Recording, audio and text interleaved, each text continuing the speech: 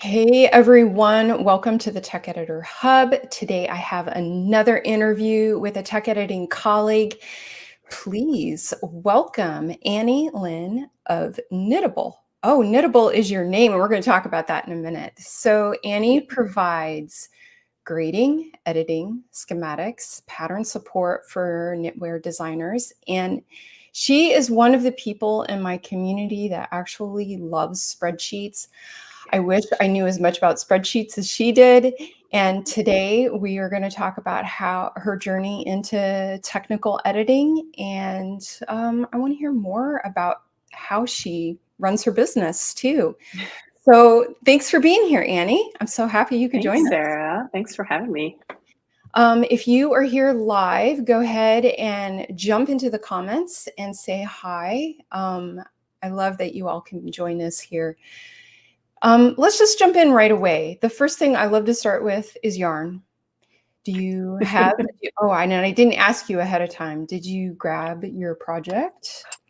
I'm knitting a lot less these days than I used to, just because I don't have time. And I think the question that primarily comes up is what I'm knitting going to be useful? So is it something like the next size up hat or mittens that my kids need, or is it something that will be useful for me in helping my clients? So I'm not doing anywhere near as much knitting as I used to, which makes me a little bit sad. I do get the craving. I do throw things on my needles every now and again. The things I have here at my desk, I have my Frankenswatch, which right now is Entrelac, which I had asked a question about a while ago. I have an edit that popped in for that, and I was like, I gotta put some of that on the needles. So I have some Entrelac. So that's a big Frankenswatch, though. Well, yes, it needed to be two colors. I needed to think about it a lot when I was looking at that edit. So the swatch got there. Usually my Frankenswatch is little, and it's like 17 different patterns all at once, just a couple rows. This is my current Frankenswatch, and I just had to bind off like a Pico bind off to test it, and I was like, I have to start all over again. Yeah. Otherwise, the thing that's following me around these days is a lace shawl that is just beautiful. Under works, underway. It's gorgeous. Yeah. And then you have to tell us about what you're wearing. Oh, this is my Asti Spumante tee. It's a design by Thea Coleman, otherwise known as Baby Cocktails. And I have to admit, the green, the background color was yarn that was in stash. I don't remember what it was. It has some spin cycle worked in here. It's both color work and cabling at the same time, which I swear to God is not as hard as it sounds. It's brilliantly written. It's a fun pattern. It's both a hat and a t-shirt. So, and you edited the pattern? I did edit this one. And of course, when I knit it myself, I modified it because I can't knit pattern straight. What were those charts like? So did the charts have both really color work and cables? Yep. Thea is a wizard and manages to make all of this work. So yeah, it's a fun one. I love it. Okay, so well, I'll have to get the link, or you said it's Asti Spumante. I'll have to put it down, yes, because I know people will ask. So you were doing something interesting before you became a technical editor. Can you tell us what were you working in? My sort of editing life started a long time ago. Actually, I was a peer editor when I was in college. We had a peer editing program, and at that point, I was editing. It's going to sound strange. Excuse me. Was editing for French, which is editing, and I was also editing chemistry papers, which is a very technical thing, and I never really thought about it until this particular question, but like that led right into the specifics, like the nitty gritty of details, very confined structure, and so forth. So it started back then. I took some time in biotech. I worked in biotech for about 10 years, where I was teaching people how to use the products of the company that I worked for, troubleshooting, and I wrote the instruction manuals. So again, a lot of nitty gritty writing. Yeah. Yep. I had a brief stint in bookkeeping, just details, but that was not my thing. And then I ended up, when my kids were really little, I was looking for something more to do. And so I ended up with knitting instruction. That's where I went. Excuse me, I have to tickle in my throat. My kids have brought home their first gold from school. So it seems to be that time of year. Yeah, exactly. And so were you a knitter before? Yep, my grandmother, my maternal grandmother taught me knit when I was about 4, and I remember bright red acrylic yarn and straight needles and just like making something that sort of went like this in garter, the perpetual long first scarf. And I picked it up and put it down for a lot when I was younger. And then in my 20s, I picked it back up again and really started getting into it. And that's when it just sort of snowballed. And so when I got to the point of starting my business, I was deep into sweaters and other garments and all the accessories in the world. And I was test knitting and just as much as I possibly could. It was like the thing that kept me sane when my kids were little. Yeah, same. I agree with you. Mhm. So what made you decide then to become a technical editor? You were a maker and a tester. Well, So well, I found the feedback I was getting when I was doing test knits was that I was finding more than the average tester in terms of things that you wouldn't typically rely a test knitter to find. It was more the things that a tech editor would find. And I was teaching at the same time. I made some great friends at the local yarn shop, and was teaching and having a good time doing that. And it really fulfilled that part of me that needed to be something other than mama at that point in my yes, life. yes. And I met really fabulous people. Just the generosity and the kindness and inclusion of this group of people was exactly what I needed. And one night I was out with a couple of fiber friends who are local here to the Boston area, one of whom is a designer, and said, I was thinking maybe I should be a tech editor. And they're like, yes, you should. And the next week I had a pattern sitting in my email, and that was the start of it. It was just like, okay, here I go. And When I've was learned a lot on the way. when was that? How long have you been a tech editor? Let me think back, because I had a while when I was doing it before I sort of made my business. So I think officially my business has existed for 6 years, 7 years, Mhm, something like that. mhm. But I was doing a little bit before then. So I yeah, love it. it's been about 10 years that I've been dabbling in this direction. I love it. Yeah. So what's your workspace like? Well, it used to be that I had a laptop and a tablet, and I would work with the pattern on my laptop, or sorry, the spreadsheet on my laptop, and my tablet would have the pattern, and I would annotate on that, just handwritten notes. And it was perfect in the beginning because I could go to the space in my house where it was quietest, just do my thing. I could go sit in a cafe. This is pre-COVID. I could do whatever I needed to do. It was portable. It was easy. It was quick. I wasn't doing it all that often. But over the years, things built up, and I found all of a sudden I was working, some weeks it was 25 hours, some weeks it was 40 hours or more. And the tablet and the laptop just weren't cutting it anymore. I think we all get to that point in our business where it's like, I need more equipment. Like this is not Exactly. working. Yeah, it was like my partner would watch me scrolling on the screen in my spreadsheet and being like jumping up and down and back and forth to double check and refer to things in my spreadsheet cells. And he was just like, "Oh, come on, you need a bigger screen than that." And he pushed me for a long time.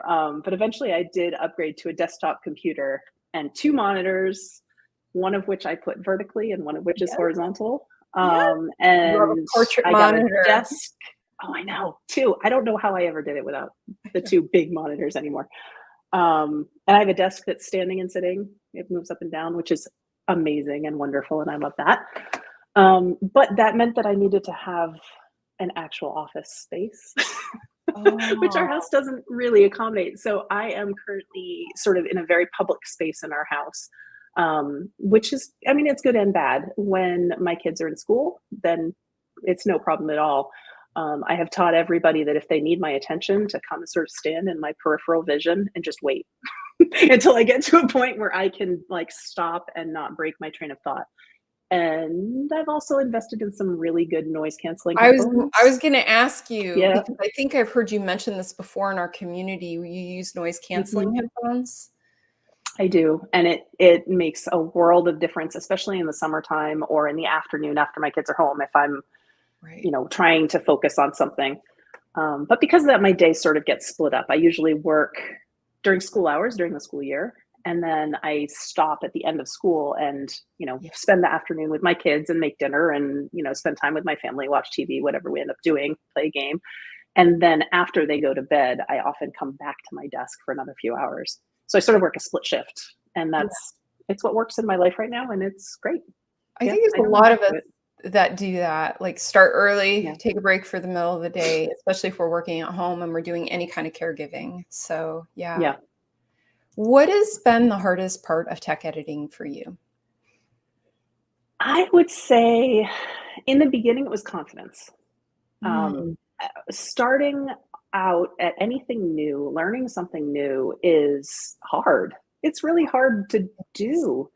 And I think that self doubt comes in. And for me, that's just a vulnerable point for me. So when I was first getting going, both at tech editing and then later when I first started grading, the self confidence and the trust in myself that I had done the work, I had done the learning, I understood the things, and that my voice deserved to be heard was really the first biggest struggle for me. And I think that that was echoed a little bit because I started out working for indie designers for the most part. And that's still the core part of my business. Um, and some of the designers that I was working for were very, very well established and have a certain way of doing things. And that information was in direct conflict with some of the information I was getting from lessons I was taking on how to tech edit or what should a pattern be like. And so oh, I took a while to sort of find the balance between, yes, it's good for an indie designer to have their own style and their own voice and everything be the way that they have done it and they want it to be, and keep that style for them.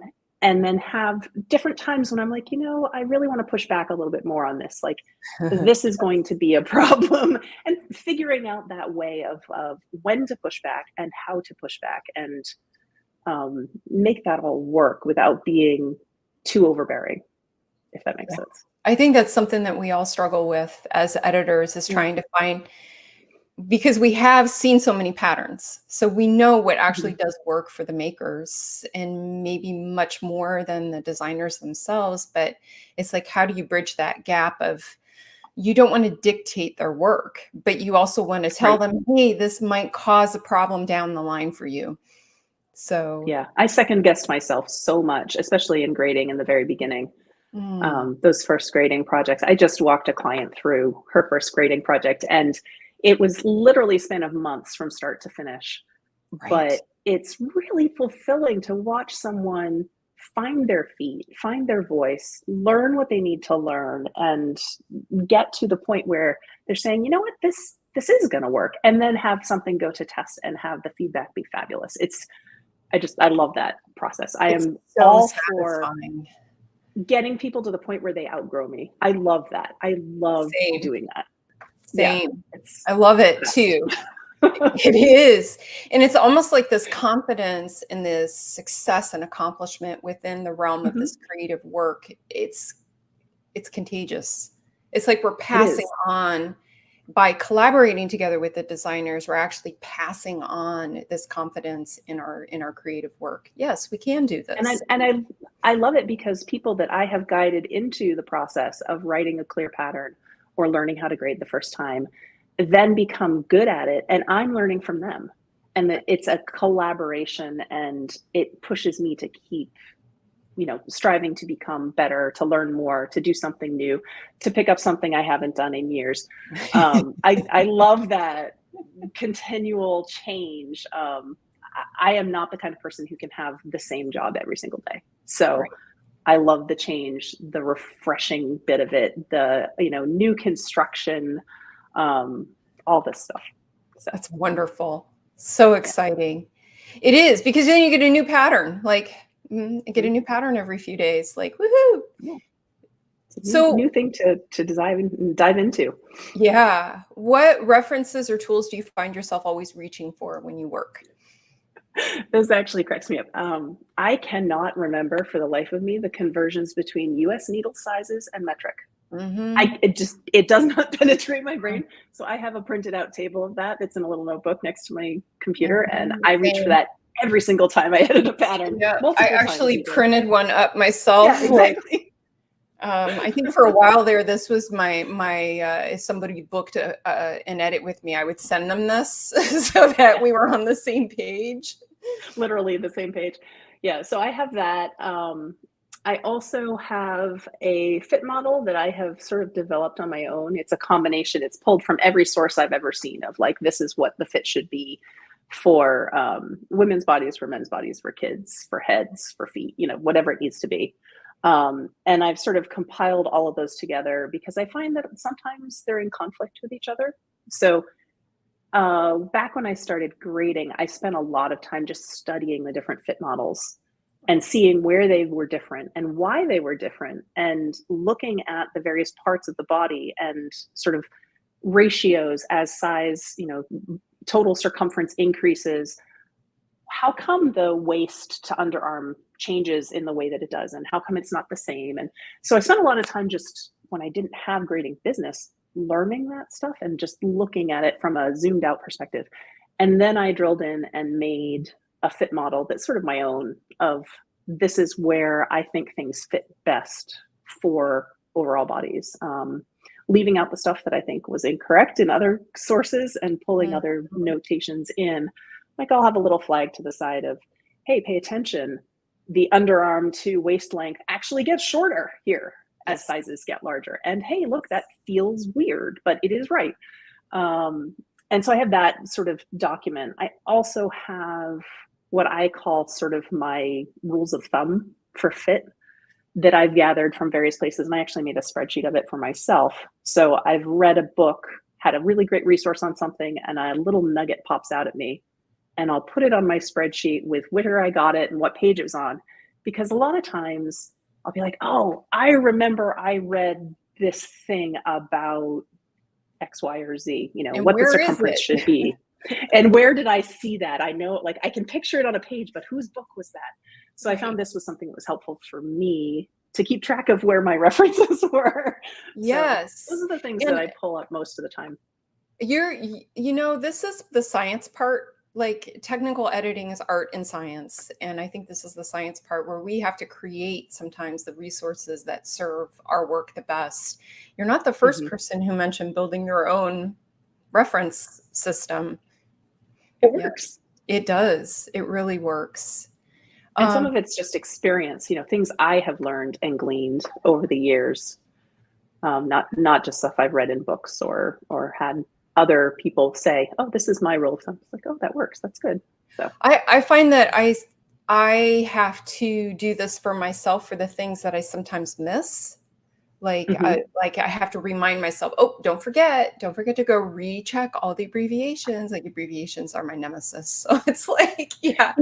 I didn't think about my checklist being a tool that I reach for, but it's true. I pull that up for every single edit that I do. And anytime I mess something up, I go back and make sure that it is on my checklist. If it wasn't before, which usually it wasn't, or if there's a consideration that I didn't think of, I go back and I pop that on there. And then I hope that I will never miss it again, because I go through that checklist every time. Love it. So everybody's saying hi in the comments. Thank you for being here live, Alice and Erica and others. If you have any questions for Annie, now's the time to toss it into the comments, because that's why we're here. We're just chatting and talking about our work. So what is the best piece of wisdom that you've heard or read lately? And it doesn't have to be about editing. I think it's actually something that applies both to editing and to life. There's a person that I follow on social media, which I'm generally pulling away from, but in this case, I pop in every now and again, named Adam Grant. Yes. And he put up a thing recently that said, I wrote it down here, the antidote to overthinking isn't thinking less, it's rethinking more. And he went into further detail talking about how overthinking is when you get stuck in those loops and you're looking at the same thing over and over in the same way. And it really just zeroes you in and it gets exhausting. But rethinking is when you look at the same issue, but you go from a totally different perspective. It's broadening out, taking a step back and letting you see things more clearly. And I find when I'm stuck on something in a pattern, or I can't understand why something is or isn't working, I need to focus on rethinking instead of overthinking, especially if I'm trying to grade something and I've come up against a really tricky way of making a texture or a pattern work within the number of stitches that I have. Yeah. I can get stuck in that overthinking loop, and rethinking really helps to take a step back and get that perspective. How do you rethink? Do you move away from your workspace, or do you just give it time? Do you do sleep? Like, what is it? What works for you to rethink? Yes, yes, and yes. You hit all Awesome. three right there. I need to physically move away from my desk sometimes if I've been staring at the same thing. I just physically walk away from it. You know, go do something simple like wash a couple dishes, or load the laundry in the laundry machine. Go cut some flowers in the garden, or shovel some snow if it's winter. Like, just physically Mhm. do something different for a minute and come back. Sometimes I will sleep on it. It's often why I leave a few days between when I actually can complete a grade and when I have it promised back. Because if Yeah. I get stuck on something, I might need extra time to just work it through. Um, and also, I really value different people that I know who can be thinking partners on this. My partner, for example, he understands just enough of the lingo that he can sort of follow what I'm saying, but is not in this industry at all, and is not a knitter. He's cast on and knit a few stitches, but that's about it. But if we go for a walk and I explain, this is where I'm stuck, even if 90% of it goes over his head, he's very good at being a verbal mirror for me and saying, so I'm hearing you're saying this. And often that's all that I need, is somebody to just bounce it back at me. And then I have a light bulb moment and I can fix it. So That's all those awesome. things. I Yeah. love that. That's a Yeah. real partner. It is. He's great. He's fabulous. So we have a question from Erica. She asks, what do you wish designers would do to make your process easier? I think part of what I love about working with both new designers and the people who are more well established is when they give me a little bit more info about what it was that was a struggle during the creation of a pattern. Yes. It's one of the things that I often use on my intake is I'll say, what did you do that was different here? What was new? What did you struggle with? What was the problem that you felt you came up on a wall against? Um, and I'm really asking my clients to be vulnerable in that moment, to say, I always screw up short rows and shoulders. And I really looked at them carefully, but I don't remember this time whether I got it 100% right or not. I really tried, but I always mess it up. Please help. That is incredibly useful to me.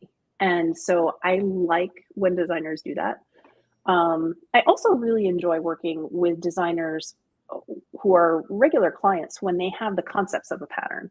So I have this stitch pattern or this texture or this idea, and I want to make a sweater. Here's the sketch, or here's my swatch. Here's what I'm thinking, and we can talk it through a little bit, because I can often say, here's something that'll make the grading easier or harder. So keep this in mind. Do you want, if there's a panel in the front, do you want that panel to be 1/3 of the full circumference? Or do you want it to hit just at the edges of the neck? Do you want it to match the neckline? These are the kinds of things that, as you're designing it, you can think about. Oh, I have a cable pattern here. Am I going to add another repeat, or am I going to put a second small cable next to it to give it a little bit of extra width? How am I going to treat different circumferences, or when armhole shaping comes in, where it's going to land? And so by giving people some of those ideas ahead of time, I'm working with a designer in their design process, it can make later steps, whether they're grading it on their own or whether I'm hired to grade it or someone else is doing that, it can make all of that flow a little bit more smoothly. And I love when that happens, because it sets everybody up for success, which is, nobody wants to be pounding their head against a wall of like, why can't I make this work? Yeah. So I think that what you said was being vulnerable mhm, is actually the key to having a good designer editor relationship. Like being willing absolutely. to as editors, we're not here to come say, you're wrong, you're wrong, you're wrong. Actually, we're here to help.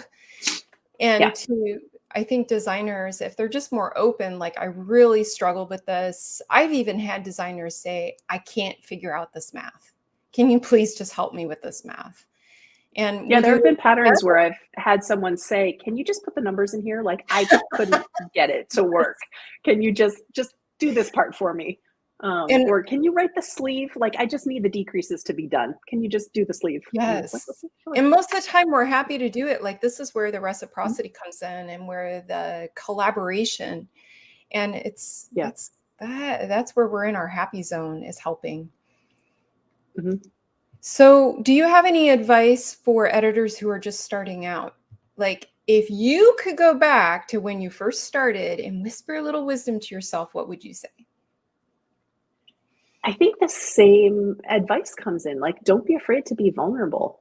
Ask questions. I think by asking questions as an editor, we show that we're observant because we're noticing that things are, different here or there, or that it didn't quite make sense to us. Listening to that little head in your brain that's saying, "What does that mean?" And Mhm. rather than making an assumption. And a lot of times I find that a designer may have done something on purpose. It's not a mistake. It was done with clear intent. It just wasn't explained clearly why it was done as it was. So I think don't be afraid to ask a question. And when you ask that question, make sure that you're not just asserting something as wrong. Ask the question about, this is how I see this. Is this what you meant? Or is this how it's supposed to be? Because it's not necessarily just wrong. And you're a partner, you're not an adversary. You're trying to make things even better than they already are. Right. I love this advice. So good. I want to like broadcast it. I have to figure out a way to broadcast, be vulnerable, ask lots of questions, and Yeah. maybe it's not an error. Like I even put that at the bottom of my checklist. I did actually Can you because I realized rephrase things where you say it's wrong? Yeah. if there's an error, first check to see if it's your error. Then double check it again. Because a lot That of just times, happened to me the other day. I was working with a client. I was editing a pattern and I was like, "Oh, your front and your back necklines just don't work." And she bounced it back to me and she was like, "Are you sure?" And I looked at it and went, "Oh, no, I made a math mistake. You are totally 100% correct." And I mean, 'cause it's that we're trust human, and that right? partnership. Exactly. And I do not guarantee that everything I return is 100% error free because I am human and I mess up, I make mistakes. Right. And I expect that my clients will be taking my feedback in the same way of like, "Oh, I made a mistake. Great, we caught it. Let's move on. Let's make it better." And so when they give that back to me, 100% agree. I'm going to move on. I'm going to make it better. Going to make it right. Absolutely. But, everybody Yeah. has moments. Spreadsheet errors are not uncommon. Oh, the worst. The worst. So, what is something in your business that you're happy worked out differently than you expected? Um, I think originally I started into this to sort of find my own identity again after having had two kids in short succession. I wanted something that would let me use my brain, be somebody other than mama, interact with people who are over the age of two, at that point in my life. And so when I first started out, that was really what I was looking for. And I found that I was not expecting it to become a full time job. I was not expecting it to be something where in the last year I had to actually pull back and say I am not taking on new clients. I'm not, I started saying no. I started turning down some jobs, turning down new clients because I had to set some personal boundaries in the Mm, balance between my personal life and what was going on there and work. And I never anticipated that happening, but I'm really happy that it did. So I think that's probably it. I love it. And so, Yeah. yeah, you've grown as a Yeah. business woman and as an editor. That's really neat. What's your favorite way to take a break from editing? Besides, well, Um, knitting? Yeah, knitting is good. Have other hobbies that I like to do. So getting outside in the yard, it's hard for me to sit at a desk all day. So getting up and taking a break, getting some actual sunlight or rain falling on my face is always a good thing. I do love to knit. I love to read, and my family is deep in games, so there's a lot of game playing that happens in our house too. My kids love wordplay, so a lot of times we'll sit at the dinner table and there will be a word that comes up or a game that my younger child will come up with and say, "What if we did this?" And we start playing a game during dinner. So there's still a lot of words in my life. I'm realizing that. It's fantastic. Yeah. What are your hopes for yourself? In the industry or personally? In any way that you want to talk about. Like, what do you hope for um, yourself as I think you grow as an editor and as a person? I think you've hit on a vulnerability here. I really struggle with long-term planning. I'm very much okay, this is what I want, and then I have to make it happen kind of person. I'm a quick turnaround from a decision into reality if I can make it work. Um, I've always held myself to really high standards, and always been very proud of success. So when I can feel that pride in, I think I have been successful at accomplishing what I set out to do. So I guess, continuing to have pride in what I'm deeming as success and what I'm attempting is something that I would like to. And I want to keep learning. I don't want to become stagnant. I want to keep developing and furthering what I can do, go deeper, go wider, find something more. I don't want to stay exactly where I am. I'm content with what I have, but I want it to keep moving. So I love it. And finally, where can people find you online? Now, you mentioned that you've learned to say no and you're not I have. taking on Yep. new clients right I now. am rarely taking on new clients now. Most of who I do take on are referrals, and only when I have the moment. But I do have my business name is for Instagram. I have a website, and my business name is Knittable, which I've thought about it. It's knit and ABL, which is my initials, but it's also a typo, which is kind of funny. I wondered about that. Do you know that there's a typo in your It's on purpose because it's my initials, but I also, it just kind of makes me laugh to think about how my editing business has a typo on purpose because it's my name. I love it. But so I have my website and I'm on Instagram. I am cutting way back on social media, so I'm not up there all the time, but I pop in every now and again, and I like to highlight my clients' work when they are on social media as well. So That's wonderful. Thank you for sharing that. And thank you for being here. Is there anything you'd like to say before we close?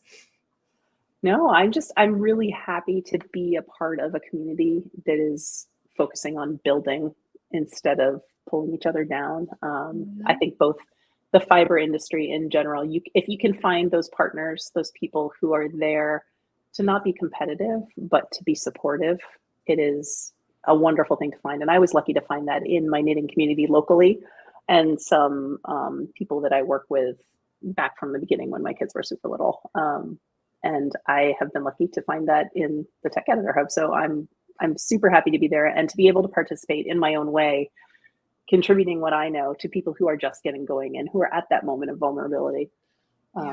So thank you so much. Thank you for being a part of the Tech Editor Hub community. Thank you for being such an excellent colleague. I love chatting with you today, Annie. Thanks for having me, Sarah. I appreciate it. And we'll see you around. Happy editing, everyone. Thanks for joining live. And if you are watching this on the replay, have any questions and want to connect more, do head down into the comments or feel free to message me. Take care of yourselves. Bye, everyone. Thanks, Annie. Bye.